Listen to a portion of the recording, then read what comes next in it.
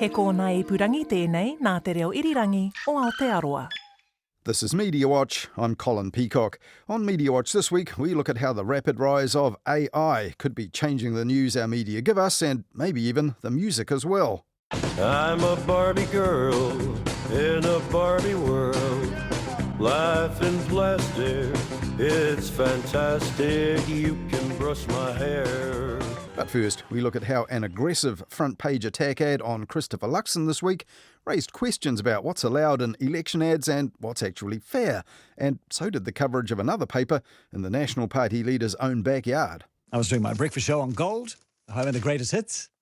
The newspaper arrived at 5 in the morning, and it was the Herald. At the top, there was the banner that said nearly 200 firms probed in migrant visa scandal. And then it has a big picture of a very grumpy-looking Christopher Luxon. The script says advertisement, and then Christopher Luxon, out of touch, too much risk. That was News Talk ZB's afternoon host Andrew Dickens telling listeners how the front page of ZB's NZME stablemate, the New Zealand Herald, startled him last Monday morning because it had been taken over by an attack ad bought, paid for and made for the Council of Trade Unions. Now, the same almost gothically grumpy image of the National Party leader also stared down from billboards around the country that same morning, and it was in spookily soundtracked social media ads. Luxon isn't the right leader in a cost of living crisis because he doesn't understand. Now, that was clearly an election advocacy ad, and it was identified as such in the Herald. But as soon as it came through the Herald's ad department, the senior editors there must have known that the Herald's decision to host it would also have become news. ZB's Andrew Dickens certainly thought it was. This is why I'm talking about it on the radio. It's my company, but I'm not involved with this decision. It's another branch over there. And I think they need to write about it and say how they actually determine who gets the wraparounds. And it did indeed raise questions about picking and choosing of advertisers, as we'll hear later. But the Herald didn't want to talk about it on RNZ's midday report that same day. Murray Kirkness, NZME's Chief Content Officer for Publishing, has declined our request for an interview. And back on ZB, the morning host Kerry Woodham said it was all about the money for the Herald and not the politics. That's democracy, and if citizens and ratepayers decided to put something out about Hipkins' inability to be an effective Prime Minister, then I'm quite sure the Herald would take the money and wrap the ad around the newspaper. You got to survive in the media. You got to take the ads. And a former Herald editor, Tim Murphy, also pointed out on Monday that election ads on the front page aren't entirely unprecedented. In previous elections, the Herald has allowed the National Party to add detachable blue stickers to the weekend edition until late in the campaign. And once papers opened the door to wraparound front and back page ads for retailers, it was only a matter of time, he said, before someone selling political messages rather than fridges took up the space as well. You have to say those Harvey Norman ads are very welcome in a cost of living crisis which sees advertising down. Now, Andrew Dickens went on to explain to his ZB listeners that CTU attack ad was within the rules for political promotion by third parties. As long as they're registered, they can spend the thick end of $400,000 on ads doing down political opponents if they want to. And one such registered outfit is the New Zealand Taxpayers Union, which says it's non-partisan, but has placed a lot of large newspaper ads recently, giving the government a hard time.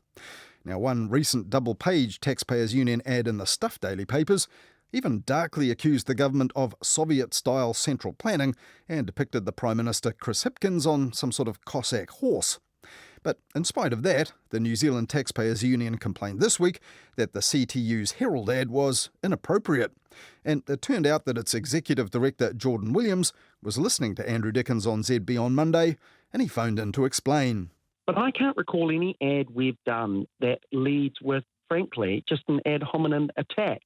Every one of our campaigns is focused around policy. Now, of course, we use the pictures of the politicians or the decision makers. So, look at the Christopher Luxon, out of touch, too much risk. At the front page of the Herald, there's no reference to policy whatsoever. Though, as Andrew Dickens pointed out, the political policy points were just over the page in the Herald, and the CTU wasn't spending any taxpayers' money. On scoop.co.nz, Gordon Campbell pointed out that front page posse notwithstanding, There was nothing really novel about an ad criticising a party leader who was actively campaigning as the embodiment of his party's policies. And that's probably what the Herald reckoned when they okayed that front page takeover. On Newstalk ZB, Andrew Dickens added this. This will probably backfire on the Herald because, here we go, here's a text right now. I have cancelled my subscription to the New Zealand Herald because of the ad on the front cover. To say this has nothing to do with the Labour Party is nonsense. And true enough, it's not just an issue for the paper, but also for commercial radio networks like his own. And while obviously we will not accept ads that are false, wrong, lies, or defamation. And Newstalk ZB found that out back in 2019 when it ran a political ad in which mayoral candidate John Tamahere said no suburb will escape the crazy plan to cut the speed limits on Auckland roads. The Advertising Standards Authority said, in fact, that was false, and NZME told the Advertising Standards Authority apologetically it had presumed the client's script and figures provided were correct. And it said, Our team has been reminded to be vigilant when accepting advocacy advertisements to avoid this from reoccurring. But at that time, the Herald had just published another political ad, also coincidentally featuring Christopher Luxon. Now, he was not even a member of the National Party at that point, let alone a candidate, but the Herald's half-page ad showed former Prime Minister John Key morphing into Christopher Luxon, and the ad also made the news. An advertisement with the New Zealand Herald on Saturday suggesting the outgoing Air New Zealand chief executive should run for the National Party leadership for next year's election is unlawful. The ad is a reworking of Dick Frizzell's well-known artwork, Mickey Tutiki. Well, the client for that ad turned out to be not the Nats, but property tycoon Stephen Brooks, who really wanted National to make Luxon their next John Key. And at the time, another former Herald editor, Gavin Ellis, wasn't impressed. It surprised me greatly that the Herald on Sunday would run that ad without first checking with the National Party and Mr Luxon to see whether they were responsible. Well, in fact, it was the Weekend Herald and not the Herald on Sunday that took that ad, but that's all history now. But last Monday, ZB listeners were phoning in more concerned about other ads that the Herald wouldn't print in the recent past. I heard from Bob McCoskey at Family First that he had an ad to play, willing to pay for it and was not allowed. I don't understand that. I just wonder how they pick and choose. Well, there, the caller Mary was referring to a recent ad campaign from the lobby group Family First, which our three biggest newspaper publishers all declined to run. Family First's leader Bob McCoskey accused them of colluding to cancel the ad, which had the slogan, "What is a woman?" and the address for a campaign website arguing it's time to push back against gender self-identification. Now, he said the ad departments of each publisher had initially accepted the ad, but then the editors decided they weren't fit to print. But while the paper publishers exercised their right not to print that ad, they did go up on billboards in public. And last month, the Advertising Standards Authority Complaints Board upheld a complaint about them, ruling the ad was misleading and not socially responsible because the identity of the advertiser, Family First, wasn't sufficiently clear for an advocacy ad. Now, for all the objections to the aggressively political nature of the CTU's Christopher Luxon ad in the Herald last Monday, that wasn't the issue at all. But from today, Sunday the 10th of September, things are a little different in our media. Until the day before the election, we're in the official election period. So during this time, special rules and a separate dedicated code of broadcasting practice apply to what are known as election programs, which are defined as advertisements by or for a party or candidate, broadcast on radio or TV, and which encourage voters to vote in particular ways or for particular parties or people. So, broadcasters and publishers will be paying extra attention to balance and fairness now, with the watchdogs running a special fast-track process for complaints about things like serious allegations about integrity and seriously misleading claims.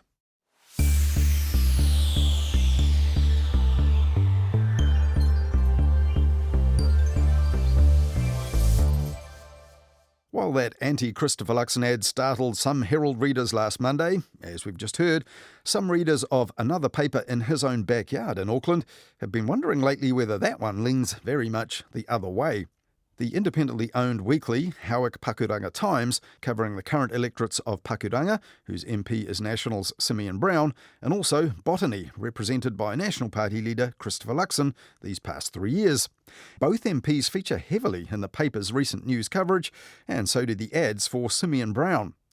In the edition of the 2nd of August, for example, the lead story on the paper reported that Christopher Luxon had accused the Labour government of personal attacks against him when he kicked off his local campaign at a local high school. And the facing page had a half page about National's just launched transport policy, quoting the party's transport spokesperson, who is Simeon Brown, and party leader Christopher Luxon, and nobody else. And elsewhere, in a column taking up another half of a page, the National Party leader himself told readers this in his regular column. National is getting serious about roads, and that is good news for Botany. But no other politician, political party or policy appears anywhere else in that edition of the paper. The following week, Simeon Brown told readers Labour had wasted 6 years on roads and National would deliver. And on the facing page, a story announced Bo Burns as the local ACT Party election candidate for Botany, up against Christopher Luxon, they said, but no other candidate got a mention in the story, and Christopher Luxon is the only candidate mentioned and pictured, along with his dad, in the following week's lead story headlined, "The Race for the Beehive is On." Now later in that same edition, Christopher Luxon in his own column urged readers not to fail our kids in education, and another news story recorded National Police spokesperson Mark Mitchell making a local speech about law and order alongside the local MP, Simeon Brown. 1 week on, the Times led with National will boost funding for more cancer treatments and a story which had nothing about what anyone other than Christopher Luxon had to say about the cancer funding plan. And the leader's message was hammered home again in last week's issue of The Times, in Luxon's column headlined, "Essential Cancer Treatments Will Be Greenlighted Under National." Now elsewhere, the Hauik Pakuranga Times did at least, and at last, mention the names of other parties and candidates contesting the two electorates, and even that Labour had topped the party vote tallies in both of them last time round. This week, on page 2 of the paper, Simeon Brown is telling readers Kiwis will be better off under National's prudent costed tax plan, and over the page it's Christopher Luxon alongside Simeon Brown with this quote in big letters. "You're not helping us by voting for anyone else with the party vote." But some readers of the Hauik Pakuranga Times complained to Mediawatch this week you might not know there was much choice if you went by the news, the opinion columns and the ads in the paper lately. Some wondered whether the paper had actually endorsed the National Party for the upcoming election, or whether the coverage of the party's candidates was tied to the sale of advertising. Were other political parties actually excluded from Hauik Pakuranga Times coverage, they asked, or were they just not engaging with the paper? Well, Times Publishing's long-serving managing director Ray Nebin told us she was not keen to be interviewed about this, but she did write back to say there's no political favouritism at the paper and never has been over more than 50 years in print. The fact is, we cover local news. When the Labour government has made an announcement about a local project, such as the Eastern Busway, we have covered that. But our two elected local National MPs talk about the local issues far more frequently than the current Labour government does. So, of course, they will appear in our stories more often. Ray Nebin told Mediawatch local Labour list MP Naisi Chen did have a column in the paper for years, but not since June when she decided not to be a candidate this time round. And on the matter of advertising, Ray Nebin told us this. All political parties and candidates have been approached for advertising, but so far none have come back except for the existing contract we have with Simeon and Chris as local MPs. We would love it if more candidates and parties advertised with us. Well, most newspaper publishers would indeed love that. But now we're in the official election period. Can the Times readers expect more news coverage and opinion reflecting the views of political parties other than National, even if they are not quite as active locally? Well, it seems so, according to Ray Nebin, who pointed out to Mediawatch this week 2 recent stories on ACTs, 2 local candidates. And she said the paper's political reporter has interviewed Labour's Pakuranga candidate and approached Labour's Botany candidate, and he's doing upcoming stories as well about the minor party candidates. And the same day Ray Nebin told Mediawatch this, the Times website published a new story about Labour proposing to beef up legal protections against stalking and harassment after the brutal killing of a young student last December, and this was part of Labour's latest law and order election policy announcements. Raineben also pointed out to us that the Greens aren't standing anyone in Pakuranga or Botany, and neither is New Zealand First. But while it may be that there's not a lot of other campaigning going on in an area where the National Party's MPs seem to have their seats sewn up, party votes are still up for grabs, and reporting politics, even locally, shouldn't be driven just by what the most active politicians and their parties are prepared to say, and especially when one party is your only political advertiser. And that's especially so for all local outlets now that we're in the official election period, where balance and fairness matter more than ever.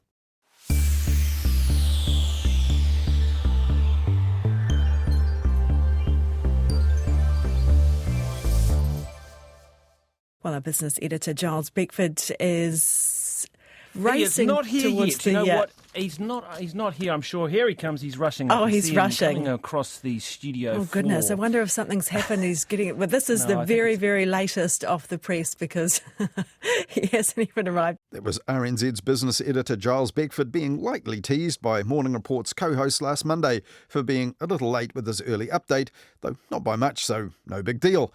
But what is a big deal at the moment? AI.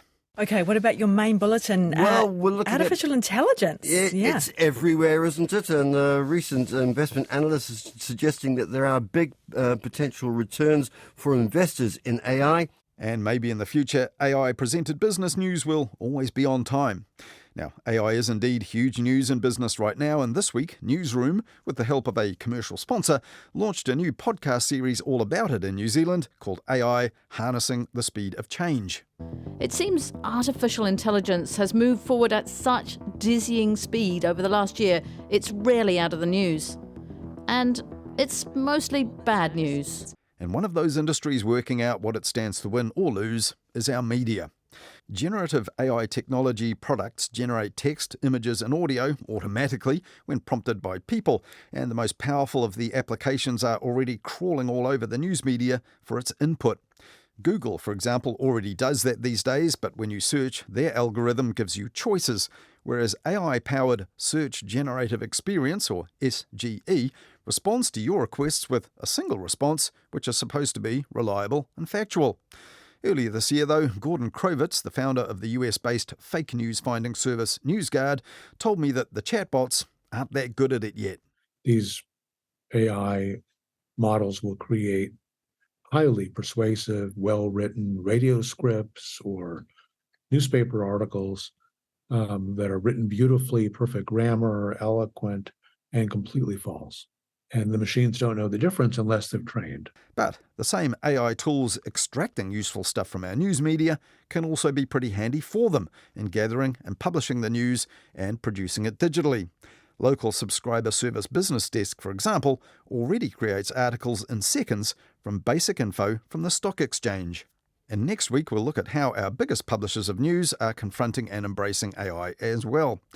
But before all that, what can AI really do for and with media content? Well, that was the focus of the AI Plus Communication Symposium held at the Auckland University of Technology this week. And among the experts in their field, AUT's Senior Lecturer in Journalism, Dr. Maria Mililati, showed how the popular AI tools aren't really that great yet at giving you New Zealand news results. There were no links to Radio New Zealand. There were no links to the TVNZ. Newsroom, no links. The spin-off, the Otago Daily Times, The Guardian, which has a New Zealand section. So then I asked Google Bard. It most often linked to the sources, but the links go to the wrong sources, wrong stories, or random articles. Well, another part of the media adopting AI for content creation is the ad business. And at the AUT Summit this week, lecturer Daniel Fastnedge, formerly an ad agency art director, used DALL-E 2 to blend images of a lion and a bat to advertise a car, mimicking a recent successful ad campaign from South Africa. Better than Photoshop on steroids, he said, but probably bad news for other graphic specialists in the business. Traditionally, creating images like that would have involved an art director, a creative director, a designer, a retoucher, and possibly teams that went with them. That could have taken days, weeks, even months to get it to the finished project. We don't have to employ photographers that we would have previously to create a campaign. Great, I can do things a lot faster, but I'm also going to be expected to do them a lot faster. A job which would have taken a couple of days previously, now I'm expected to do it in a matter of for 20, 30 minutes? And is that a viable and a sustainable practice? Now, this sort of creative power is also of interest to brands, who find themselves these days at the mercy of precocious influencers who promote their products but sometimes bring their brands into disrepute. And the AUT's Petra Tunison showed us how corporates use AI to create flawless and scandal-free virtual influencers. Are they authentic? You know, what is authenticity? Are they transparent? Because we don't know who actually creates these. Models will disappear. They won't have jobs anymore because this will be cheaper. They also don't have to go on a diet. They can eat, as you can see, burgers and never gain an ounce. And similar things are happening in music these days too. AI apps can create compositions, and there's even an AI to fake the voice of Johnny Cash for cover versions.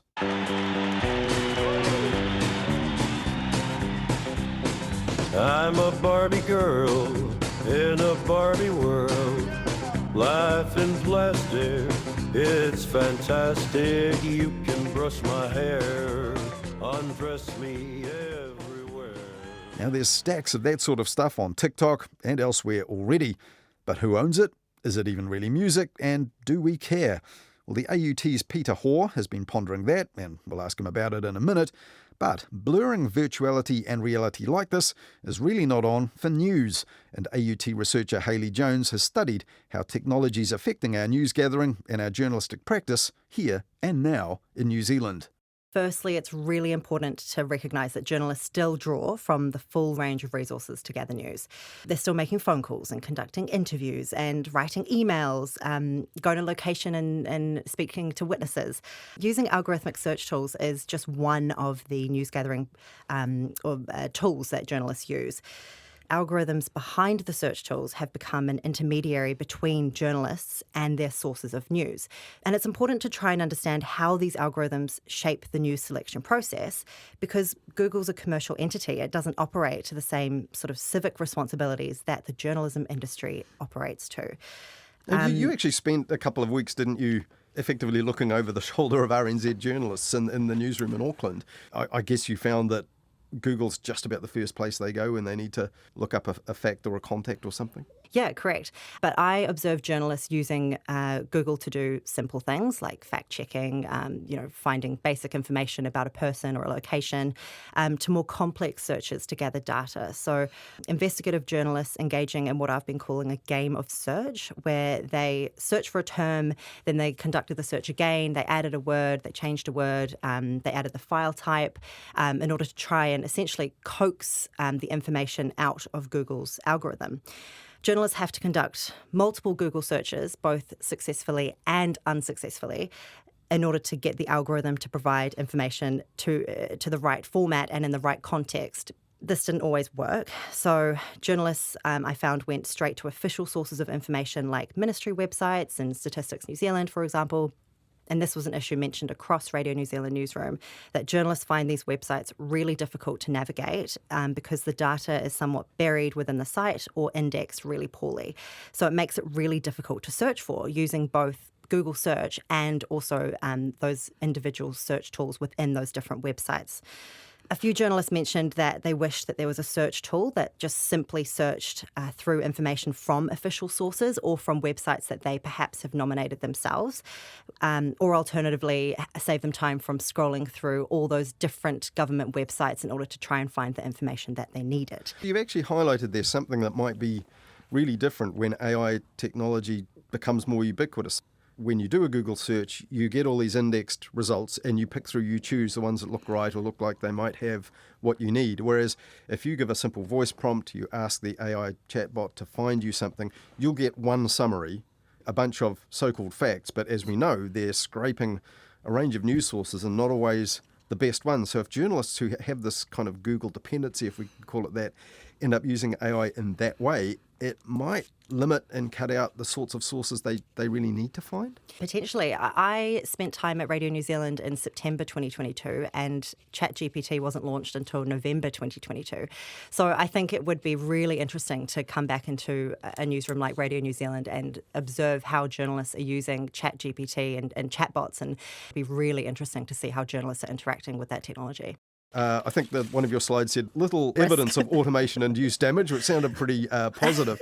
But if we are getting our news from AI summaries because we're lazy and it's so simple in the future, and substandard news sources are being scraped, people are already warning about this. And if journalists start using these tools, this will be something to be concerned about, won't it? But that finding in our research, it's more to do with the fact that algorithmic search tools that journalists use in their news gathering process is caught up in journalism's really strong professional ideology, values serving the public interest and immediacy and being objective and having autonomy. Journalists generally are quite inquisitive and sceptical people. So we're not at the stage where AI is going to completely automate the news gathering process or replace journalists. Journalists as well seem to be very aware of the issues and drawbacks associated with algorithmic search tools. For example, the fact that I observed journalists scrolling through pages and pages and pages of Google search results show that they're not just being blindly led by whatever Google thinks is relevant to their research. So they're viewing these results with the knowledge that it is driven by a commercially driven algorithm. And Google's also been testing a product that uses AI to create news stories, and they've been pitching it to news organizations in the US, including the Washington Post and the New York Times as well. So Google's really clearly interested in creating tools that journalists will use. And on one hand, this is great because the tools they're using help journalists work more efficiently. But on the other hand, Google is a commercial entity. They include paid search results or ads at the top of their search results. Mind you, they are labelled as such, but I've spoken to a journalist who said that they are often tripped up by these advertisements. Websites appear higher that have been optimised through SEO and things like that. So there's also a risk to organisations who depend on these external search tools because they may not fully understand them. And Google changes its algorithm 500 to 600 times a year. So news organisations who use it as a news gathering tool have to constantly respond to it, which is where I think is where journalists need to have a really strong digital archive literacy. Well, Peter, if I could bring you in at this point, we also heard at the symposium from people doing what we might call the creative industry, so visual effects, filmmaking, advertising, and you yourself spoke about music. So there the discussion was whether AI tools become more than just a tool, they become kind of a creative collaborator, part of the creative process. Is that how you see the distinction? Yeah, this idea, algorithms, the AI softwares, they can take a lot of the grunt work that you need to do. I mean, like in music, for example, mixing, mastering, all that sort of stuff. There is an art to it, Phil Spector, but yeah. It's also incredibly time-consuming and quite routine. There's a kind of line here that, what is labour, what is creativity, where do humans fit in? And there is this thing at the centre, it's the usual human fear that we'll be supplanted. AI will do things better than we can. It won't be real journalism. It won't be real art. And if you're a musician or someone involved, it's not just you're sitting in the studio mixing. It'll write your press releases. It'll do all that sort of stuff, which can be fairly tedious, and perhaps some people, they're musicians, for heaven's sakes, they're not so good at that, So, funnily enough, just in February, I think it was this year, Colin Malloy from the indie band Decemberists, he asked ChatGPT to generate a song back in February, spat out a thing called Sailor's Song, which is a kind of folky type thing. Not a very good song, shall we say. He didn't think much of it, what the AI had come up with. Now, there was a collaborative process, and I can see a lot of that happening. Things like Boomy will generate bits of music. So I see it opening up, a lot of creativity for people. In your talk right at the start, you said the age of manufacture is over in the music business, and now it's all about rights protection. That's the primary focus of the music industry. Is that partly because of these sorts of tools? If you look back over the last 100 years, the music industry, when they started, they owned the machines that made the records, they owned the studios, they owned the warehouses, they took care of the shipping and all that. And over the years, they've backed away from those processes which they can outsource. Their core business has basically always been keeping track of copyrights, owning copyrights. I don't think it's going to be a problem because it's a corporate issue. Corporates will call in lawyers. Lawyers will sort things out. We'll have new laws. Every piece of tech that came along, so cassettes, records, films, all this stuff, they create new legal issues. They're perfectly resolvable. Yeah, you mentioned in your talk, you said the music industry has proven pretty good at protecting its rights when new technologies develop down the years. But Hayley, just thinking about this in terms of journalism, the AI chatbots are scraping for news, big names in news, taking new measures to prevent the the software of the chatbots crawling over their content and scraping it up? Because there's value in that in journalism, isn't there, for the AI spitting it back out to customers? Oh, absolutely. I mean, back when the internet first came along, journalism sort of gave away a lot of its intellectual property for free by putting journalism online for free. So I think we're seeing a bit of like a pushback, I think, from the journalism industry in terms of striking deals with AI programs. It's going to be very interesting to see how AI and journalism interact over the next 5 to 10 years or so. But there are definitely opportunities, I think, for journalism to strike deals with the likes of OpenAI, for example, in order to allow audiences to access their journalism, but in a way that's fair to them as well. And Peter, you mentioned in your talk there's things like so-called new Charlie Parker music being created with these tools. There's the infamous sort of fake Drake recordings. I think we've heard the kind of wretched Folsom Prison Blues, Johnny Cash reworking of Barbie Girl and all sorts of other stuff. You made the point that the ownership of this is really far from clear in a lot of cases, because is it Charlie Parker or Johnny Cash's IP or their estate? No one really knows, right? So should we expect a lot more of this kind of new type of content, which is music-like, and yet we don't really know whose it is or who really created it? Well, exactly. If you take an old song, a recording, say, made in 1910, AI can make it sound like it was made yesterday, which is absolutely fantastic, and it's quite clear who owns that. You know, that's not going to be an issue. After all, if you take the characteristics that make Charlie Parker's music as an example, you can turn it into an algorithm. You can generate the sounds. So we'll have something which sounds like Charlie Parker, does the things that Charlie Parker did, because we can do that. Someone on TikTok wrote a song and then used sort of AI Drake vocals, to sing the song. So it sounded like Drake singing this total unknown person's song. Got millions of hits on TikTok. It was huge. Now, the record company, shut it down, and it's not quite clear on what kind of basis they did. They knew they didn't like it. This sort of thing shouldn't be happening because Drake is one of their artists. But Drake didn't write the song. Drake didn't actually sing on it. So I think I used the phrase, are they trying to copyright the essence of Drakeness here? Is this what they're trying to do? So there is a lot of money involved. And I think that, of course, as ever with corporate ownership of culture and art, is going to make the real difference. And what might all this mean, Peter, for the broadcasting of music? We have radio stations with a lot invested in their brands and their output and their styles and their on-air talent and all of that.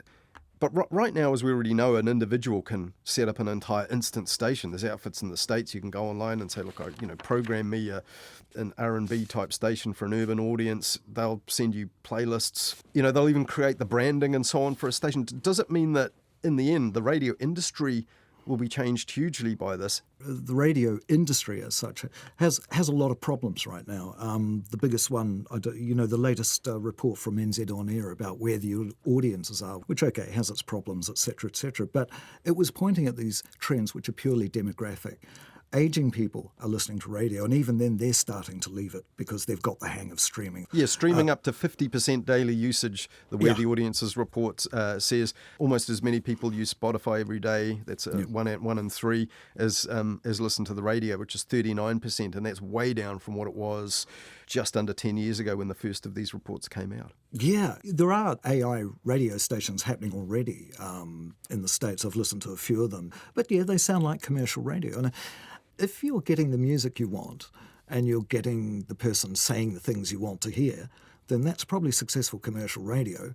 And if a machine can do it, well, why should you care? This is what gets me about this stuff. A lot of processes in radio, the routine stuff, that'll get sped up just amazingly. I mean, if you can get ChatGPT to write an essay, it can probably write a 30-second ad.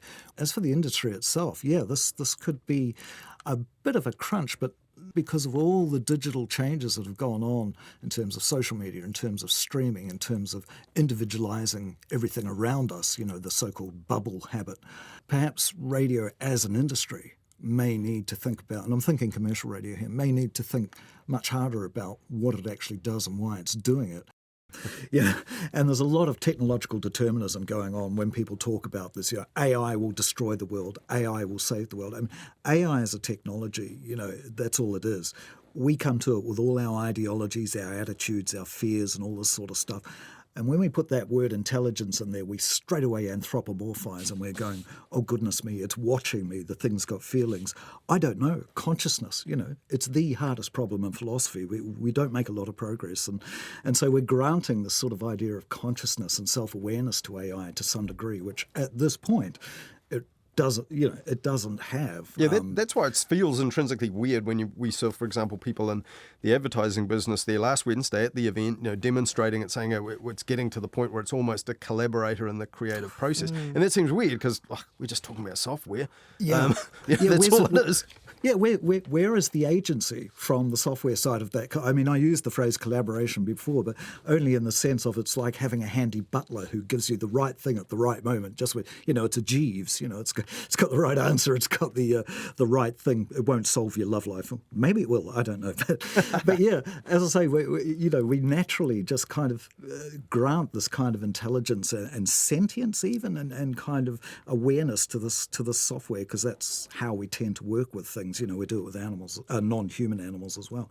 But they would be more self-aware than any piece of AI. A cockroach is more self-aware than an AI, if we're going to do that. So I think this is part of the problem too, is the very language we use, which has all these presuppositions built into it, and it can make the conversation, it could easily trail off into, oh my God, the world is ending, or oh my God, here comes paradise. And neither of those two options are terribly realistic, I think. Yeah, and I mean, AI in the journalism space as well, it's still very limited. I mean, they're working to templates. Essentially, they're filling out templates and filling it in, and that's the extent. I mean, Business Desk, for example, is using AI at the moment. They just recently launched it to turn their NZX results into really basic news stories. So essentially, it's just filling in that template.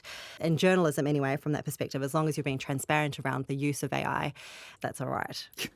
Yeah, just watch the labelling on the can. Watch the labelling on the can. And it's interesting too because it's kind of different with an art form because a lot of the music we hear, is fairly derivative. It's a pattern that works. When you use the software, it's what we really want. I'll respect AI when it starts putting grit into things, when it starts making wayward decisions, and you go to turn on, it says, nah, can't be bothered today. Okay, now now we're dealing with something that we could possibly call intelligent. Exactly. But are we going to That's the opposite of your butler, isn't it? Yeah, exactly. Not doing it. The surly butler. There's plenty of those at Woodhouse too.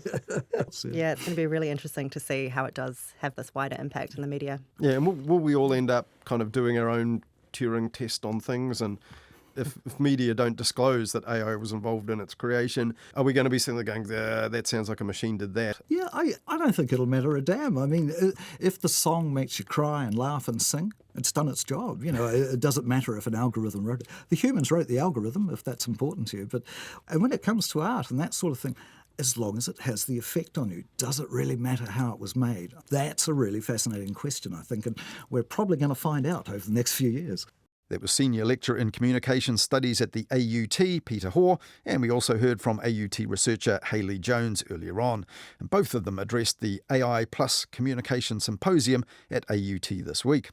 Well, next week we'll look at how our biggest publisher of news is confronting and embracing AI, and a smaller one is already using it to create news stories in seconds. But for now, that's all we have for you on Mediawatch this week.